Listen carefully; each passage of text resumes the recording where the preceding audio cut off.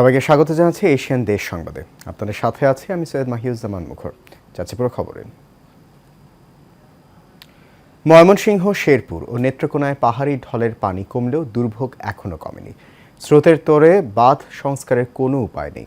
পানি ঢুকে পড়েছে সরকারি প্রতিষ্ঠান, হাসপাতালেও। অনেকেই আশ্রয় নিয়েছেন বিভিন্ন শিক্ষা প্রতিষ্ঠানের ভবনে। এদিকে পানিতে ডুবে এ পর্যন্ত ৮ জনের মৃত্যুর খবর পাওয়া গেছে। প্রতিনিধিদের পাঠানো তথ্যছবিতে বিস্তারিত জানাচ্ছেন শেখ ফাহিম। ময়মনসিংহ, শেরপুর ও নেত্রকোনায় পাহাড়ি ঢলের পানি প্রবেশ কমতে শুরু করেছে। পানি কমলেও দুর্ভোগ কমছে না দুর্গত এলাকার মানুষের। বিভিন্ন নদ নদী হয়ে ভাটির দিকে বইছে উজানের পানি। এতে অনাহারে অর্ধাহারে দিন পার করছেন এসব এলাকার মানুষ। শেরপুরে এখন পর্যন্ত ৮ জনের মৃত্যুর খবর পাওয়া গেছে। মহারশী নদীর ভাঙা বাঁধ দিয়ে ৩ দিন ধরেই পানি ঢুকছে শেরপুরের লোকালয়ে।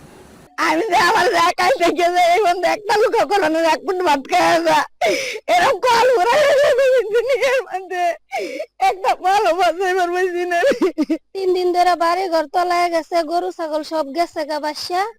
আমরা খুব ক্ষতিগ্রস্ত। আমরা এই খাওয়া দাওয়ার সমস্যা, চুলা টুলা সব ভাঙ্গা গেছে গা, পানিতে বইরে গেছে গা, আমরা খুব সমস্যা। ময়মনসিংহের ধোবাউড়া ও হালুয়াঘাটের ১৯টি ইউনিয়নের ৮০টি গ্রাম জলমগ্ন। দশরা ও নেতাই নদীর পানিতে প্লাবিত বিস্তীর্ণ অঞ্চল। দেখা দিয়েছে শুকনো খাবারের সংকট, বাড়ছে ভোগান্তি। ২৪ ঘন্টার বৃষ্টিতে যে পরিমাণ পানি হয়েছে, ১ ঘন্টার ভিতরে ৩ থেকে ৪ ফিটের উপরে পানি উঠে গেছে। মানুষ প্রস্তুতিও নিতে পারে নাই, মানুষ একটা কিছু সরাবে বা করবে। কেউ কেউ এই পানির স্রোতে ভেসেও গেছে। অপরদিকে নেত্রকোনার দুর্গাপুর, কলমাকান্দা সহ ৫ উপজেলার অর্ধশতাধিক গ্রাম পানিবন্দী হয়ে পড়েছে। জলমগ্ন বাড়িঘর, রাস্তাঘাট। Sheikh Fahim, Asian television.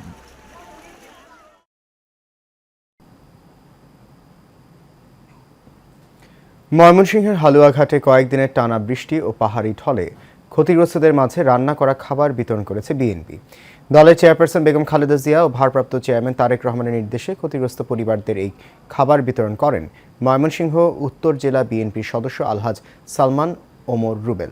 পৌরসভা সহ উপজেলা বিভিন্ন আশ্রয়ন কেন্দ্রে ঘুরে ঘুরে কয়েক হাজার বন্যা কবলিত মানুষের মাঝে এই খাবার বিতরণ করেন তিনি।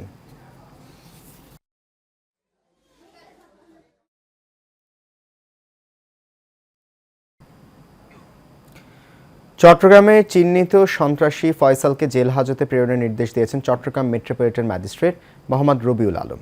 অবৈধভাবে নগরের রহমতগঞ্জ বিটিআই ভবনে প্রবেশে বাধা দেয়ায় দারোয়ানকে হত্যা চেষ্টা ও গুরুতর আহত করেন তিনি। এই ঘটনায় ফ্ল্যাট মালিক অ্যাসোসিয়েশনের সাধারণ আবুল কালাম আজাদ বাদী হয়ে এই মামলা করেন। এই মামলায় উচ্চ আদালত থেকে ৪ সপ্তাহের জামিন শেষে আজ দুপুরে চট্টগ্রাম সিএমএম আদালতে হাজির হয়ে জামিন চাইলে আদালত জামিন আবেদন নামঞ্জুর করে জেল হাজতে প্রেরণের নির্দেশ দেন।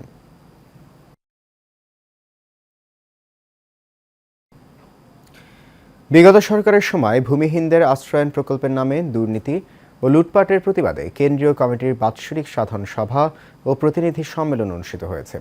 কালিয়াকৈর উপজেলার শফিপুর অস্থায়ী কার্যালয়ে এই সম্মেলন অনুষ্ঠিত হয়।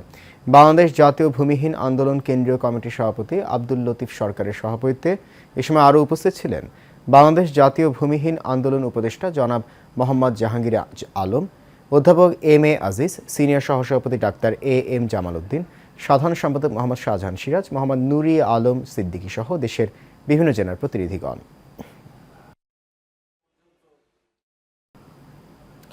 শহীদ আবরার ফাহাদের ৫ম শাহাদাত বার্ষিকী উপলক্ষে মৌন মিছিল ও স্মরণ সভা করেছে সরকারি দেবেন্দ্র কলেজ শাখা ছাত্রদল। দুপুরে কলেজ প্রাঙ্গণে দেবেন্দ্র কলেজ শাখা ছাত্রদলের ব্যানারে এই মৌন মিছিল ও স্মরণ সভা অনুষ্ঠিত হয়। এতে দেবেন্দ্র কলেজ শাখা ছাত্রদলের সাবেক যুগ্ম আহ্বায়ক আবু বক্কর সিদ্দিকের সভাপতিত্বে ও ছাত্রদল নেতা মেহবুব চৌধুরী নীরবের সঞ্চালনায় কলেজ ছাত্রদলের সাবেক যুগ্ম আহ্বায়ক HI হীরা, আবির রায়হান, এম মাহফুজুল বারিশ, মুগ্ধ সহ অন্যরা বক্তব্য রাখেন।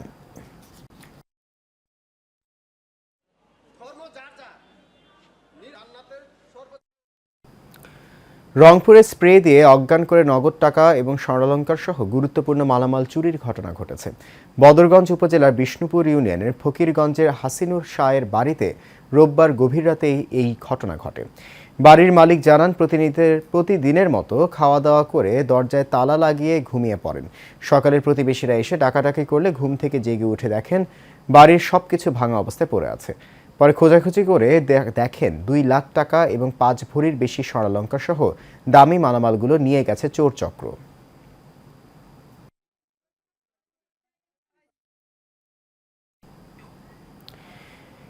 এআই অ্যান্ড ডাটা সায়েন্স নামে বাংলাদেশে প্রথমবারের মতো অনার্স কোর্স চালু করেছে গ্রিন ইউনিভার্সিটি। দুপুরে নারায়ণগঞ্জের রূপগঞ্জে কাঞ্চন পৌর এলাকায় পূর্বাচল ক্যাম্পাসে এক সংবাদ সম্মেলনে এমন তথ্য জানিয়েছেন গ্রিন ইউনিভার্সিটির উপাচার্য অধ্যাপক ডক্টর শরীফুদ্দিন।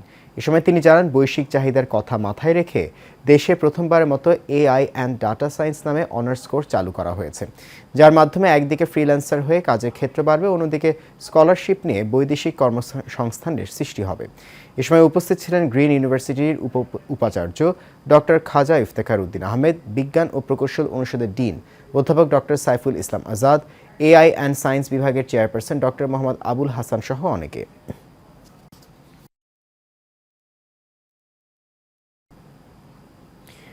শিক্ষা ব্যবস্থাকে শক্তিশালী গতিশীল করার লক্ষ্যে 6ষ্ঠ থেকে 8ম শ্রেণীর ছাত্রছাত্রী এবং অভিভাবকদের নিয়ে লক্ষ্মীপুরে অনুষ্ঠিত হলো আশা শিক্ষা কর্মসূচি ও অভিভাবক মতবিনিময় সভা। সোমবার জেলার রামগতি উপজেলার প্রত্যন্ত অঞ্চলে চর সেকান্দার শফিক একাডেমি পাঠদান কেন্দ্রে এই অভিভাবক ও মতবিনিময় সভা অনুষ্ঠিত হয়। বিদ্যালয়ের প্রধান শিক্ষক মফিজ উদ্দিনের সভাপতিত্বে প্রধান অতিথি হিসেবে উপস্থিত ছিলেন রামগতি উপজেলার মাধ্যমিক শিক্ষা কর্মকর্তা দিদার হোসেন।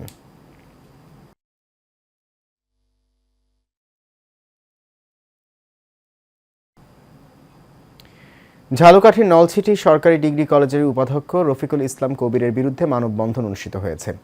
উপজেলা প্রেস ক্লাবের সামনে এই মানববন্ধনের আয়োজন করে কলেজের বর্তমান সাবেক শিক্ষার্থীবৃন্দ ও ছাত্র জনতা।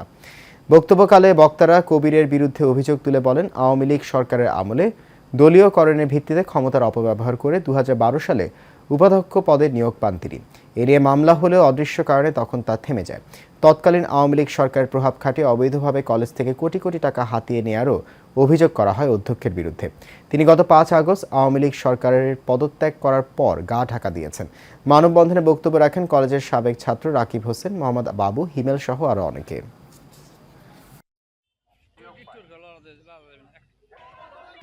নওগাঁর নিয়ামতপুর উপজেলার 2 নং চন্দননগর ইউনিয়নের রামনগর মোড়ে রবিবার বিকেলে 5 নং ওয়ার্ড বিএনপির কর্মী সভা অনুষ্ঠিত হয়। কর্মী সভায় ওয়ার্ড বিএনপি নেতা মতিউর রহমানের সভাপতিত্বে প্রধান অতিথি হিসেবে উপস্থিত ছিলেন নিয়ামতপুর উপজেলা বিএনপির আহ্বায়ক মোহাম্মদ নুরুল ইসলাম। বিশেষ অতিথি হিসেবে উপস্থিত ছিলেন উপজেলা বিএনপির যুগ্ম আহ্বায়ক শামসুদ্দিন আহমেদ, আহ্বায়ক কমিটির সদস্য আব্দুল বারী সহ বিএনপির বিভিন্ন পর্যায়ের নেতাকর্মী।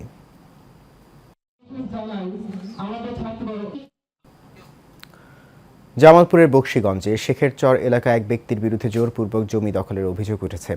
ওই এলাকার জ্যোৎস্না বেগম একই গ্রামের কাপ্তুল শেখের বিরুদ্ধে এই অভিযোগ করেন। জানা যায়, কাপ্তুল শেখ জোরপূর্বক জায়গা দখল করা নিয়ে ইতিপূর্বে বকশীগঞ্জ থানায় একটি অভিযোগ দাখিল করা হয়েছিল। দখলকারীরা জোরপূর্বক জমি দখল ছাড়াও ভুক্তভোগী জ্যোৎস্না বেগমকে প্রাণনাশের হুমকি দিয়েছে বলে এজাহারে উল্লেখ করা হয়েছে। ভুক্তভোগী বলেন, কাপ্তুল শেখ প্রভাবশালী হয় থানা পুলিশকে ম্যানেজ করে জোরপূর্বক জমি দখল করেছে বলে অভিযোগ করেন। দেখছি দেখতেছে বলে মন্ডলের জমিন এনকা আমরা তো মুখের মানুষ, আমরা তো দিই না, খালি শুনতাছি বলে ওগরে জমিন বাড়াইছে। কিশোরগঞ্জে পল্লীতে জমি বিরোধকে কেন্দ্র করে সংঘর্ষে 2 জন আহত হয়েছেন। জমির দখল করতে এসে জমির মালিক কৃষক বোরহান উদ্দিনকে কুপিয়েছে তারই চাচাতো ভাই ও ভাতিজারা। কিশোরগঞ্জ সদর উপজেলার 1400 ইউনিয়নের দরবারপুর গ্রামে ঘটনাটি ঘটে। জানা যায়, ভুক্তভোগী বোরহান উদ্দিন তার চাচা অ্যাডভোকেট আব্দুল কুদ্দুসের কাছ থেকে 2007 সালে 6% বাড়ি কিনেছিলেন। কিন্তু বোরহানের অপর এক চাচা সুরুজ আলীর 3 ছেলে বাড়িটির দখল থেকে বোরহানকে উচ্ছেদ করে দেন। দখল না ছাড়া এ ব্যাপারে গত 29 সেপ্টেম্বর বোরহান উদ্দিন সেনা ক্যাম্পে লিখিত অভিযোগ করেন। তাতেই ক্ষিপ্ত হয়ে তার চাচা ও ভাতিজারা তাকে হামলা করে। বোরহান উদ্দিনকে গত শুক্রবার সকালে বাড়ির পাশে কুপিয়ে গুরুতর জখম করে। এই ঘটনায় বোরহান উদ্দিনের ছেলে নাইম হাসান সদর থানায় হামলাকারীদের বিরুদ্ধে লিখিত অভিযোগ জানিয়েছেন। এইটা জায়গা যাইতেছে যে আমার ছেলের মারছে, আমার ওয়াইফের মারছে। এই জমিটা দখল দিতেছে না, কাছেমরা জরুরি রাখাইতেছে এবং এই আমরা দরবার করছিলাম একটা করলে পরে ওরা দরবারে মাইদেও মারতো না, পুরানে। কিছুদিন আগে সেনাবাহিনীর কাছে একটা অভিযোগ করছে, অভিযোগের কারণে শুক্রবার সকালে এরা মারধর করছে। এরারে মারছে কাশেম, আবু সাইদের সারা। বেশি জোর দেখে হেরার বিচার কেউ করে না। গাজীপুর মহানগর বিএনপির সভাপতি মোহাম্মদ শওকত হোসেন সরকারের নির্দেশনায় শারদীয় দুর্গাপূজা সুষ্ঠুভাবে উদযাপন করার লক্ষ্যে কাশিমপুর থানা ১ নং ওয়ার্ডে স্বেচ্ছাসেবক কমিটি গঠন করা হয়েছে। রবিবার দাসপাড়া এলাকায় শ্রী শ্রী নগেন দাসের পূজা মণ্ডপে এই আলোচনা সভা ও কমিটি গঠন করা হয়। এ সময় উপস্থিত ছিলেন মহানগর কাশিমপুর থানা বিএনপির সিনিয়র যুগ্ম সাধারণ সম্পাদক ও ১ নং ওয়ার্ডের বিএনপির সভাপতি এনায়েত হোসেন মোল্লা, যুবদলের সাংগঠনিক সম্পাদক মোহাম্মদ শহীদুল ইসলাম শহীদ মিয়া সহ বিএনপির অন্যান্য নেতাকর্মীরা। কুমিল্লার ১৪ গ্রামে কাজী এনাম ফাউন্ডেশনের উদ্যোগে প্রবাসীদের পক্ষ থেকে বন্যায় ক্ষতিগ্রস্ত মানুষের মাঝে ২৫ লক্ষ টাকা হস্তান্তর করা হয়েছে। প্রধান অতিথি হিসেবে উপস্থিত ছিলেন উপজেলা নির্বাহী কর্মকর্তা মোহাম্মদ রহমতুল্লাহ। এ সময় কাজী এনাম ফাউন্ডেশনের চেয়ারম্যান কাজী এনামুল হকের সভাপতিত্বে বিশেষ অতিথি হিসেবে উপস্থিত ছিলেন ১৪ গ্রাম মডেল থানার অফিসার ইনচার্জ এটিএম আক্তারুজ্জামান, ১৪ গ্রাম ফায়ার সার্ভিসের স্টেশন অফিসার মোহাম্মদ মেহেদি সহ বিভিন্ন পর্যায়ের নেতৃবৃন্দ।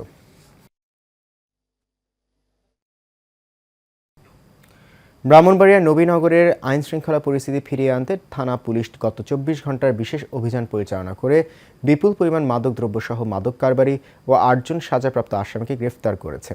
উল্লেখ্য, এলাকায় নানা কারণে চুরি ডাকাতি সহ আইনশৃঙ্খলা পরিস্থিতির অবনতি হয়েছিল। নতুন ওসি যোগদানের পর থেকে এলাকায় আইনশৃঙ্খলা পরিস্থিতি আবারও স্বাভাবিক হতে শুরু করেছে।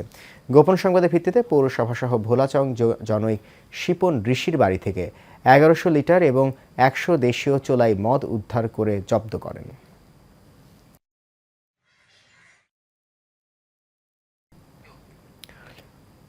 নিউজ 24 চ্যানেলের চট্টগ্রাম ব্যুরো অফিসের ক্যামেরা পার্সন আহাদুল ইসলাম বাবুর রোগ মুক্তির কামনায় চট্টগ্রাম টিভি ক্যামেরা জার্নালিস্ট ফোরামের উদ্যোগে দোয়া ও মোনাজাত করা হয়েছে। চট্টগ্রাম নগরীর লালদিঘি এলাকায় শাহ আমানত মাজারে এই দোয়া ও মোনাজাত করা হয়। চট্টগ্রাম টিভি ক্যামেরা জার্নালিস্ট ফোরামের আহ্বায়ক স্টালিনদের সভাপতিত্বে এতে উপস্থিত ছিলেন সংগঠনের সদস্য সচিব মোহাম্মদ মামুনুর রশিদ, সাংগঠনিক সম্পাদক মোহাম্মদ হেলাল, প্রচার সম্পাদক মোহাম্মদ জালাল উদ্দিন, কার্যনির্বাহী সদস্য রিটন মজুমদার সহ আরও অনেকে।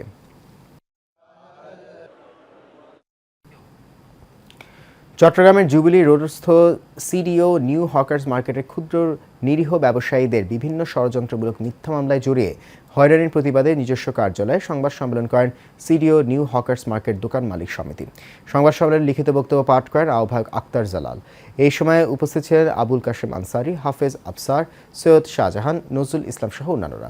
এ সময় বক্তারা বলেন, একটি চক্র ব্যবসায়িক পরিবেশ নষ্ট করা এবং ব্যবসায়ীদের বিভিন্ন ধরনের সমস্যায় জর্জরিত করার জন্য মিথ্যা মামলা দিয়ে হয়রানি করছে। ব্যবসায়ীদের হয়রানি বন্ধ এবং জানমাল রক্ষায় পুলিশের হস্তক্ষেপ কামনা করেন বক্তারা।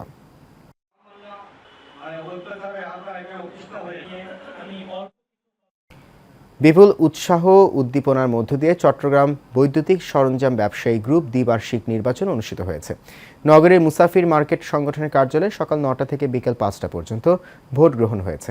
এবারে নির্বাচনে ১৫টি পদে মোট ২৩ জন প্রতিদ্বন্দ্বিতা করেছেন এবং মোট ৯০৮ জন ভোট প্রদান করেছেন।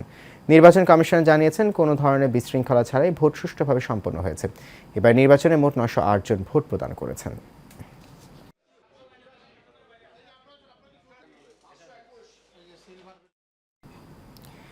বাংলাদেশ জাতীয়তাবাদী দলের ভারপ্রাপ্ত চেয়ারম্যান তারেক রহমানের ঘোষিত সরকার গঠনের ফর্মুলা বাস্তবায়নে ঐক্যবদ্ধ হতে চট্টগ্রামের সাতকানিয়া উপজেলা বিএনপির নেতা আসিফ খান সবুজের নেতৃত্বে বর্ণাঢ্য শোভাযাত্রা ও সমাবেশ হয়েছে। শোভাযাত্রাটি সাতকানিয়া উপজেলার বুড়ির দোকান থেকে শুরু হয়ে বাজালিয়া স্টেশনে এসে শেষ হয়। এতে বক্তব্য রাখেন সাতকানিয়া সাংগঠনিক উপজেলা বিভিন্ন অঙ্গ সংগঠনের নেতৃবৃন্দ।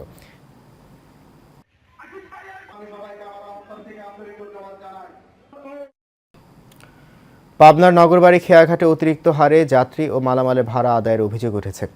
৬ মাস আগে ইজারা হলেও এখনও টাঙানো হয়নি ভাড়ার চার্ট। সেই সুযোগে মালামাল এবং যাত্রীদের কাছ থেকে ইচ্ছেমতো ভাড়া আদায় করা হচ্ছে।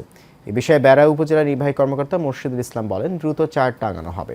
আর ঘাট ইজারাদার বলছেন, ইউএনও চার্ট দেয়নি বলে স্থানীয়দের সাথে আলোচনা করে ভাড়া নির্ধারণ করা হয়েছে।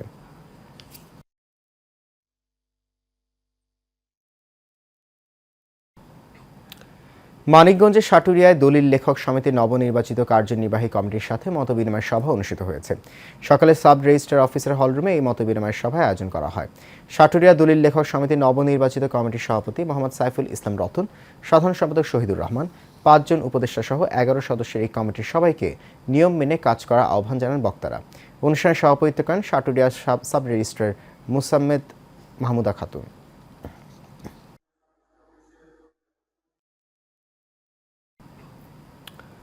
কাকুলি স্কুল অ্যান্ড কলেজের অধ্যক্ষ দীন মোহাম্মদ খানের বিরুদ্ধে মিথ্যা অপপ্রচার হাইকোর্টের রায় অগ্রাহ্য করে তাকে কলেজে প্রবেশের বাধাদান, শারীরিক নির্যাতন ও প্রাণনাশের হুমকির প্রতিবাদী সংবাদ সম্মেলন অনুষ্ঠিত হয়েছে। বিকেলে জাতীয় প্রেস ক্লাবে জহুর হোসেন মিলনায়তনে দীন মোহাম্মদ খান, অধ্যক্ষ, কাকুলি স্কুল অ্যান্ড কলেজের শিক্ষার্থী ও অভিভাবক বৃন্দরা এই প্রতিবাদ সভা করেন। এ সময় বক্তব্য রাখেন অধ্যক্ষ দীন মোহাম্মদ ও অত্র প্রতিষ্ঠানের অভিভাবক ও ছাত্রছাত্রী বৃন্দরা।